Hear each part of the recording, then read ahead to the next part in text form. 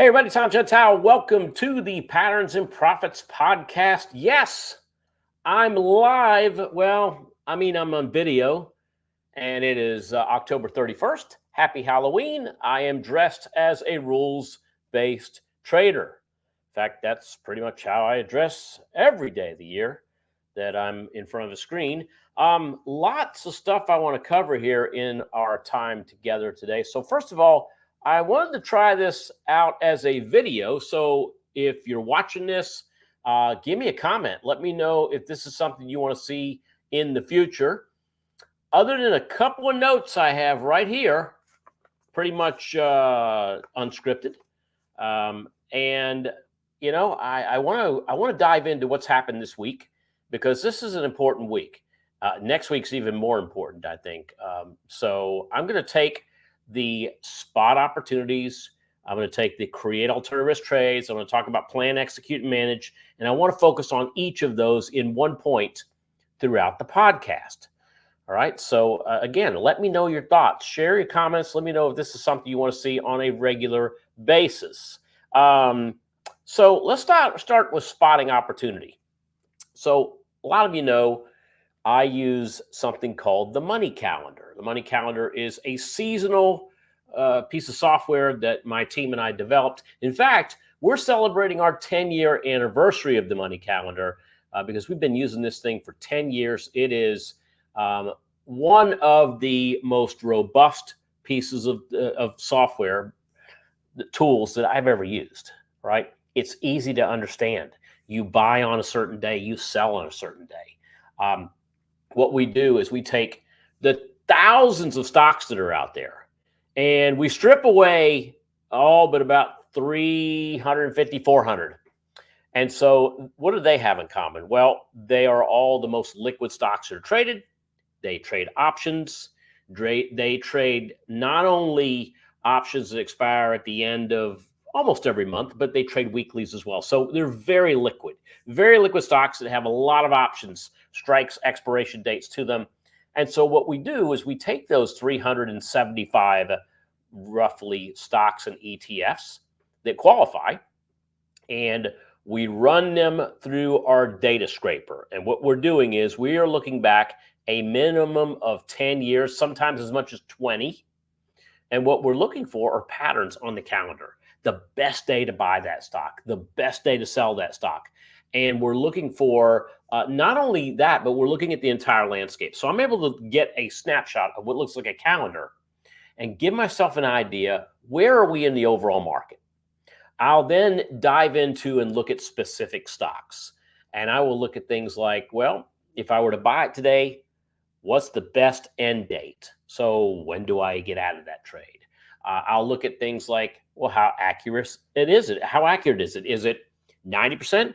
Is it 100%? I'm going to show you a 100% accurate trade that I am involved in right now until the end of the year. Okay, we've spotted this one. We've published it too, and I want to share it with all of you that are watching this podcast. So accuracy is a big thing, right? Average return per year is a big thing. So when I look at 10 years, did it make all of its money in one of those 10 years and then just fizzle out the other 10 years? No, I want to see what it's made on average. And I also want to look at each year individually. I want to make sure that on average, it's getting better and better and better. I want to see that 2023, this pattern, when it happened in 2023, brought in much more money than in 2015. Okay. So that is what I do when I look at the money calendar to help me determine what's out there and what's trading around. Okay, so let's move into a pattern I talked about a couple weeks ago. So we got an election coming up, and it's a big one. I wanted to go out and vote early. Haven't gotten there yet. I definitely want to.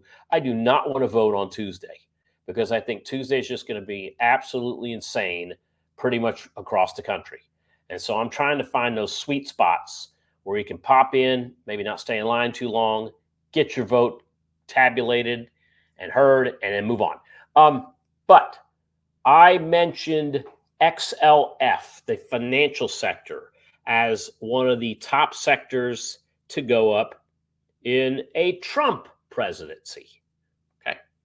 So I looked into this a bit deeper. And the first thing I want to mention to everyone is, for those of you who don't know, what is XLF? Well, it's an ETF. And it's an exchange traded fund. You can trade it in pretty much any stock account, equity account. All right. It is the Financial Sector Select Index ETF. It's managed by State Street. They manage several different ETFs, including SPY, GLD is another one we talk about here quite a bit. But this is the financial sector, XLF. And what it does is it looks at, in that sector, in that ETF, we're talking about banks. We're talking about insurance companies, some real estate firms, investment management firms, and overall financial investment houses. So the big holdings in XLF are JP Morgan, Bank of America, Wells Fargo, Citigroup, and Goldman Sachs. Now, most of those are banks. When you take a look at, say, like Goldman Sachs, you look on the investment management side. But that's one of the key components about XLF. US-based firms, dividends included, and it has a fairly low expense ratio. In fact, most of the stuff managed by State Street does. So it's a very popular choice if you're looking to move into and gain exposure into the financial sector. All right, why do I bring that up? Because that was one that we looked at that in a Trump election was a winner in the last 6 election years. So if you go back to the year 2000, you'll see that between now and the end of the year, that is one, the XLF was 100 over 100. That meant that it had in the last 6 elections, and we have one every 4 years, so you got to go back almost 25 years to get this data. That this last 2 months of the year, November, December, we've seen growth in that symbol. All right. Now, one neat thing about me doing this podcast on video is that I can go and bring up a chart. And here we go. So this is XLF. And you can see going back to, what is that, March, August. You can see going back to August, you can see this thing was down in the low 40s. It's gone as high as almost 40, well, above 47.5. And this is what's happened just in the last couple of weeks. This is today, October 31st. As you can see, we're moving. All right, I'm live. It's the last hour of the day. And so looking at that, again, I wouldn't put too much on what happens today. Right? Again, we're looking at a 60-day trade. So XLF is one that hit my money calendar when I tweaked it up for elections. But I started thinking about the financial index, and I started looking at the last 2 months of the year, and I wanted to find something that went up at least 9 of the last 10 years in a row. All right, take the last 10 years, 9 of those last 10 years. Was there anything inside XLF that made sense as an individual stock that would likely go up regardless of who gets elected? All right, and so I found something. I want to share it with you now. So I'm going to leave the screen on, and I'm going to move to a dashboard where we keep the money calendar. And so as you can see here, this is Blackrock, BLK. So Blackrock, since 2014, in every year since 2014, buying it now, selling it at the end, near the end of December, like right before Christmas, it has netted these returns. 2014, over 11%. Now, 2015, it had 1.73. 2016, 13.42. 2017, over 8.5. 2018 was barely 0.5%, 0.42. Then you had 2019 that came in at 9%. Here's 2020, 14%. 2021, 0.61%. That was interesting because remember, 2021 was that big explosive year where the government gave out all that stimulus. Well, it didn't go into BlackRock. But look what happened in the bear market of 2022. BlackRock had a near 8% return during those last 2 months of 2022. And then last year, big move higher, 2023, 35%. That's the stock, folks. That's not an option. That is the stock. You can see this linear regression line. and it's moving higher. This tells me that overall the average is this pattern keeps getting better and better and better. Now, I can't guarantee, and I will not make a guarantee, that this stock is going to go up between now and Christmas. All I can do is show you the data. All I can do is point out the fact that this pattern has happened over and over again, right? Right? The information's right there. So what I can do also is I can pop in here and click in this area, and I can see, oh yeah, here's exactly what it did last year. And we're talking about the 30th to the 28th. Started out down here near 600. By the end of the year, we were above $800 a share. So you can see that 35% definitely kicked into gear for BlackRock. All right, so questions. What is BlackRock? These are questions I ask myself. What's BlackRock doing right now? Okay, yeah, it was $800 a share last year. What is it doing today? Well, here's where it is today. This is a monthly chart. And I'm bringing up monthly because I want to share with you how you can spot this on an actual chart. And I'm talking about a rough way of spotting it. So this is the last 5 years of data on the chart right here. Let's blow it up here so everybody can see it. And you can see, blow it up a little more. You can see here, stock's gone from, this is 2020, down here around 400. This is 2021, and it was up near 950. It dropped all the way back to $500 in 2022. And here we are trading just south of 1,000 right now. So we know where this pattern is in terms of where it is today. But you can see here between, anyone that bought this back a couple years ago, they're back to break even. They had to suffer through a big, healthy pullback in 2022 and a lot of nothingness between 2022 and 2023 before they started seeing the last 4 months have really pushed high for BlackRock. Okay, so the point I want to make to you is that if you look at those last, end of October, here's 2019, end of October, end of December, winner. Here's 2020, end of October, end of December, winner. Here's 2021, end of October, end of December, winner. Again, buy at the end of October, selling at the end of December. All right, here's October of 2023. It's down here in the 5s, and it closes near 7. That's 2022. 2023, here's the end of October. Now, you get to the end of November, it dropped down, but look what December did. Right back up, and it blew through both October's open and close. Winner. Here we are right now. Right now, what do we see? Well, we see new multi-year, new all-time highs. So the trend's definitely going in that direction. We're coming into a money counter pattern where 10 for 10, the stock has gone up the last 2 months of the year. Again, I cannot guarantee this is going to go up. All I can do is show you patterns that have repeated themselves over and over again. Folks, it's simple. Spot the opportunity, okay? I'm dressed this Halloween as a rules-based trader. And so a rules-based trader trades, repeats, sleeps. All right, what? Trade, eat, sleep, trade, repeat. I think I have a t-shirt around here that says that. Eat, sleep, trade, repeat. And so mine is RBT, rules-based trading, research. And then what you do is once you research the pattern, then you trade the pattern. You research, you back test, you trade. RBT, research, back test, trade, rules-based trader. There's nothing in there that says, I think it's going up or I think it's going down. There's a lot of thinkers this week. They've been thinking about the Mag 7 stocks. And I think Tesla drew a lot of people into buying call options and buying Alphabet and buying Apple and buying Amazon and buying Meta and Microsoft. And I think they're regretting that. But I want to show you, when we get into our next segment, I want to show you option trades that you don't want to do going through earnings. All right. So we'll talk about what the meme traders are doing. And then I want to talk about what the novice option trader is doing.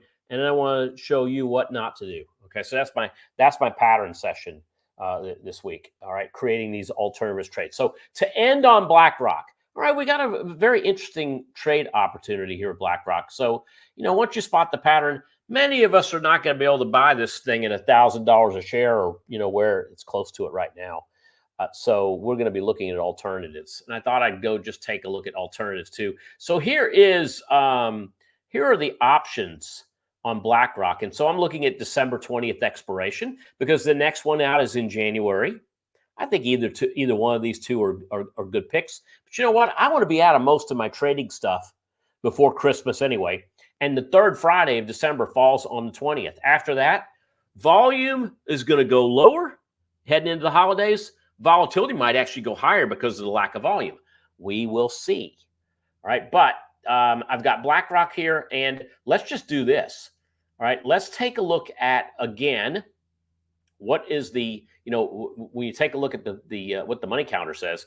All right, money counter's got that average percent return on BlackRock around 10%. When you take a look at the low, you take a look at the high, it's around 10%. So if we were looking at the options and we were going to limit our strikes to 10% above the stock quote right now, and I update this, it's going to look like this. This is what we've got.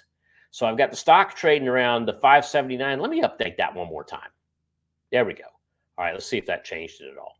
No, this is the last print that I have. So roughly 980. So 10% above 980 puts us all the way out here to 1070. That's a long way away. But let's use 1070 as our target. Okay, it's a target based on the average of what has happened in the last 10 years. Well, if that's my target, what would I spend to buy the 1,000 calls? So the 1,000 calls are going to cost me somewhere around $28. All right, so let's plug that in. So I'm going to plug that in right now.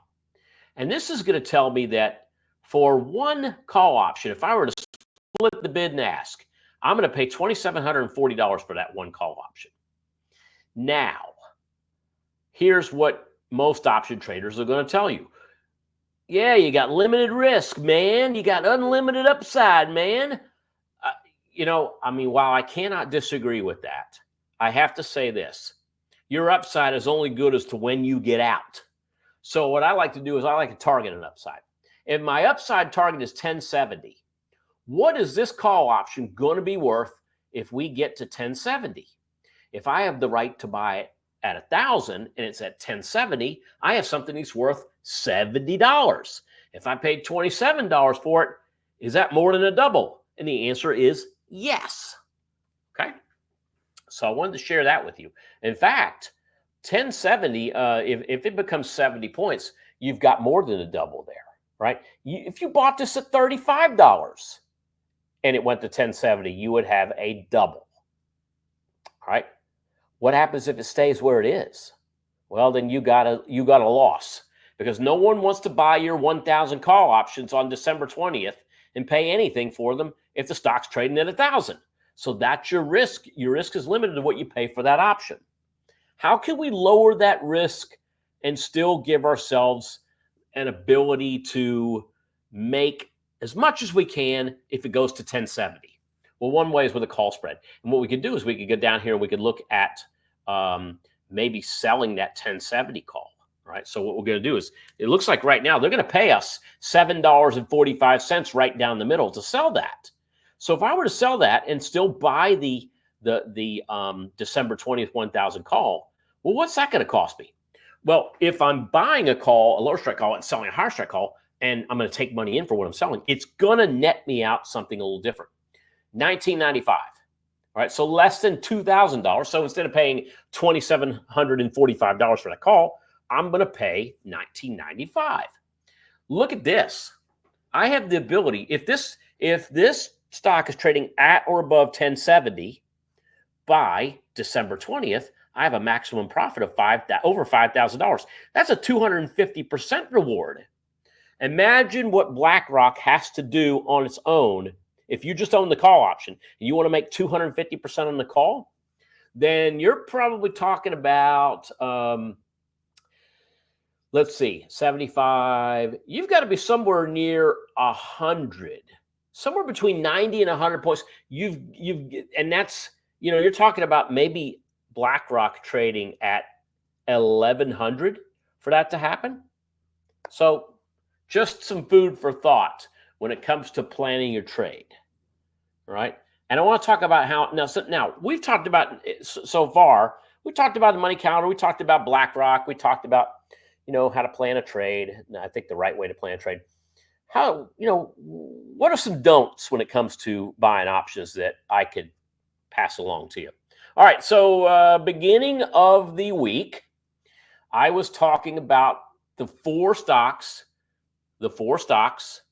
of the Mag 7 that were reporting earnings this week. We've had two of them already report, and two of them are going to report in about a half an hour on my watch here. So we'll focus on the two that have reported. So last week, if you noticed, Tesla had a report that came out, and the stock went up somewhere around, I want to say it was probably 19%. So anybody that bought call options did extremely well on Tesla.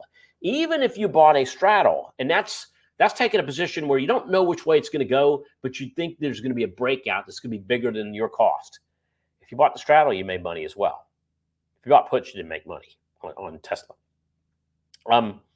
But a lot of that excitement in Tesla spilled over into a lot of traders thinking, well, wow, if Tesla's going to jump out there and do well, then I need to load up on call options in Apple and Amazon and Google and Meta and Microsoft.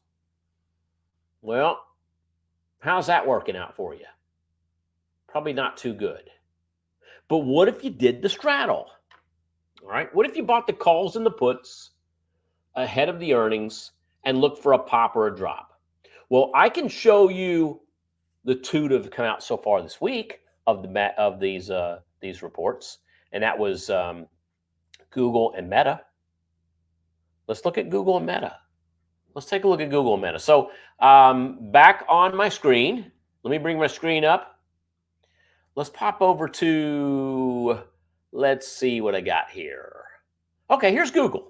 So Google, and I have the date set back to the 29th, because you can see the stock chart here kind of climbing out of 150. And in fact, right before earnings, this thing closed at $169.68.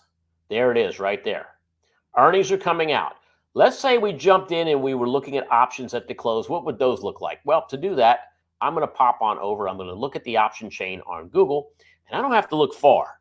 I want to look at those near money options, and I want to see the near money options that are expiring this week. So November 1st options, 3 days to expiration as of this 29th. All right. Let's see what they are. So with the stock trading at 169.68, you've got the November 170 calls. Those are trading for 560 in the middle. And you've got the November 170 puts for 583. All right, let's look at both of those. If you were to buy the straddle, that is buying a call and a put with the same strike price, the 170s. All right, same strike price, same expiration, going to cost you $1,143 if you could split the difference near the close on the 29th. So there's your trade. There's what it consists of. This is what we're buying. We're buying the November 1st 170 call. We're buying the November 1st 170 put. All right. And earnings are coming out at the close. So what it's showing me is that if Google goes up, everything to the right-hand side here is profit. See that? Profit. If Google stays still, everything drops. So what has happened since then? Let's jump to plus a day. Oh, right after earnings. What happened? My straddle dropped by $600. It's a $600 loss. I lost half of the straddle in one day. What happened? Well, let's look and see. Oh, Google jumped up and it fell down by the close, so it came back down. It's still above. It's still traded. It's still closed at 174. It was above the 170s, but the problem is when you pay almost $12 for a straddle and the stock only goes up $4 or $5, it's going to lose money. You know why it's going to lose money? Because of this chart down here that not as many people look at. Volatility. This is when the straddle was put on. This is the next day. Volatility dropped from 60 to 30. So 2/3 of the vol dropped after Google reported earnings. Okay, let's take a look at number 2, Meta platforms. So Meta comes in, and Meta closes at 591. All right, and that was yesterday, the 30th. Close at 591. Where is Meta's at the money calls and at the money puts trading at? Let's go take a look. All right, this is the close as of 531. Again, I only need to look at those near money options. So let's look at those November options, and here they are. Even near money, you got a lot of strikes. So the 592 50s, those are or even the 590s, either one of them. 590 is going to have a little bit more volume and a little bit better liquidity because they're round numbers, they're not halves. So we could take the 592. So if you take or the 590s, if you bought the 590 call, going to cost you $27. Buy the 590 put, going to cost you $24. It's going to cost over $50 just to buy the straddle for this. I can see that right now. Let's see what that looks like on a risk graph. All right, here you go. 51.73 for one straddle, $5,173. There's your calls, there's your puts. And here we go, going into earnings after market close. So the market closes up, earnings are announced. And by the way, and I didn't even mention this. Apple had 15, or Alphabet had 15% year-over-year revenues. They had in net income, they had a 33% increase, and the stock popped and dropped. What about Facebook/Meta? 19% increase in rev, and what ends up happening with their income was even higher. I mean, they had some serious money come in, and the big thing that Zuckerberg's looking at is he wants to lean into AI even more. So hearing all this information, you might think, well, the stock had to go up in value. Let's go ahead and move a day ahead. Here's a day ahead. Ooh. No. Why? Why did this straddle drop by 53%? Less than 24 hours later? I'll tell you why. Because again, the stock dropped, and you might think, I should have made money if the stock dropped. Because it was supposed to make money whether it goes up or down. What a lot of people fail to realize is that it is very hard to overcome. Something is trading up at 70 vol that drops down into the 30s, where was it? 38. 70 to 38. That was almost a 50% haircut in the options premium. Makes sense. The options, you can see a little bit over 50% cut in the straddle. All right. You've got some stocks that are reporting earnings later this week. Who do we have coming out later this week? We've got my memory precludes me. Apple and Amazon, both are reporting. All right. Apple's expecting a 6% increase. I don't know. I mean, they're more of that, almost like a value play at sometimes, but they've done really well. You've got iPhone 16. They think it's going to be a big winner because it's got AI, and a lot of people have less than the 15. I had less than the 15. I got the 16 because I want that improved performance, and I want that AI capability, that Apple Intelligence capability. Don't know what it's going to do yet, but I just got the phone, so we'll see what ends up happening. And then you've got Amazon. And I mean, my family contributes very much to Amazon's bottom line. I know, because of the number of boxes that are out front every time I go to the curb. But is this week an example of buy the rumor, sell the news? It certainly is looking that way. All right. Bottom line, I don't buy straddles and trade them through earnings. I don't like buying calls and trading through earnings. I don't like buying puts and trading through earnings. And yes, every once in a while, there's going to be a winner. There has to be a winner Because if all this strategy did was lose time and time and time again, then no one would go in and buy the options before earnings. The probability is that it will lose money over time. And I don't want to do anything that doesn't have either a historical probability of working or a statistical probability of working. All right. So there you go. That's my creating alternative risk trades. There are reasons to create them, and there are reasons to stay away from them. Now, finally, let me talk about planning, executing, managing for a moment. So last week, McDonald's hit my radar, and I want to share that with you too. Here's McDonald's Corp. Wow, I blew this out. This is the month of October. You can see McDonald's, and you can see it going up since the middle of October. McDonald's went from 305 to 315. Everybody's loving it. And then in one day, we go from 315 down to below 300. In fact, the low was down here. I think it was about 289 was the low for the day that the E. coli concerns came up. One death, I think 90 people infected by this now.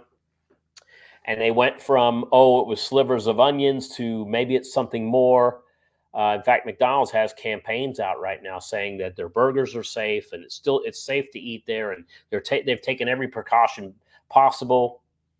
But what's interesting is this went from a short-term problem into a longer-term problem.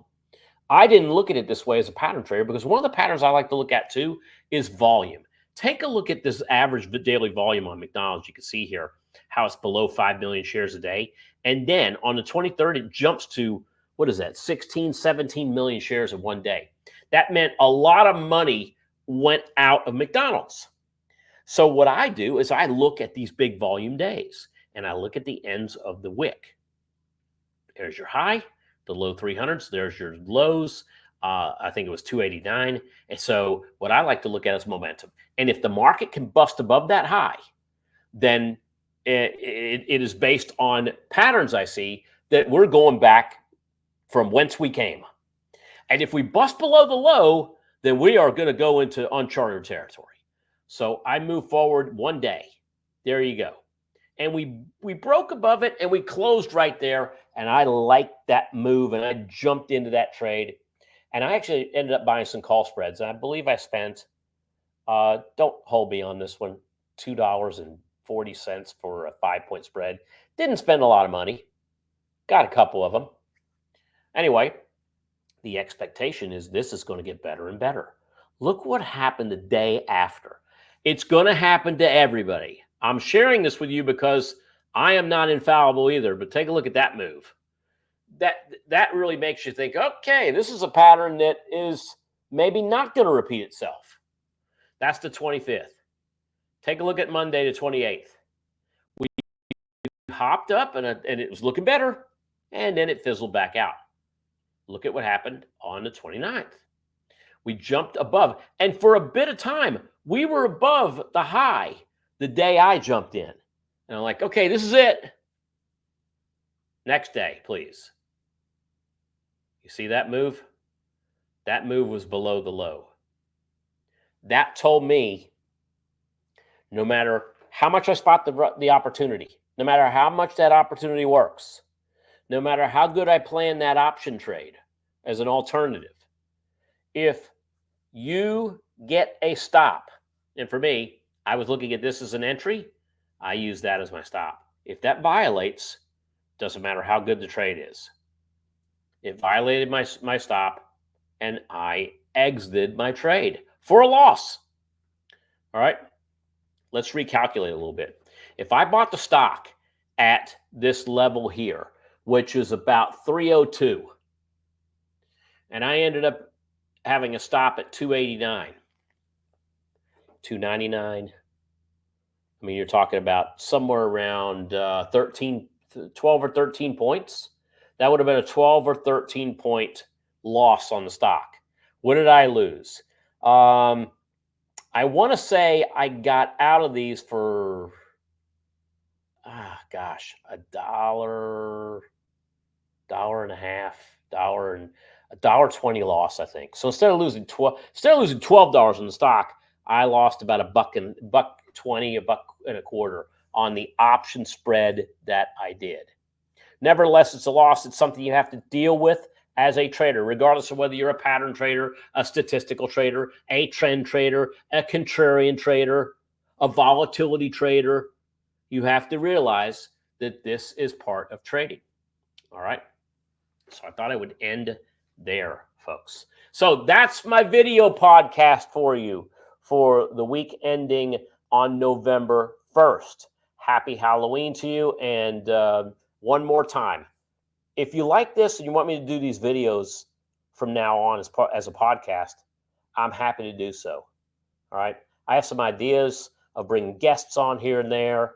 I also have a big announcement that I want to share with everybody as we get more towards the end of the year. One of the announcements is, I was looking at social media. I've not made a post other than YouTube, which is where I put on my videos. I haven't made a post on social media, like X, Facebook, etc. Last X post I made was in 2020. And I think Facebook was maybe 2017. I just don't care to use them. They cloud my brain. But I am looking at jump starting my X account again and going to do some stuff out there. I've been limited until there's more than one reason why I haven't been doing this. But I want to let you know that we're going to crank up one or two of those once again so that you can get the short message from me.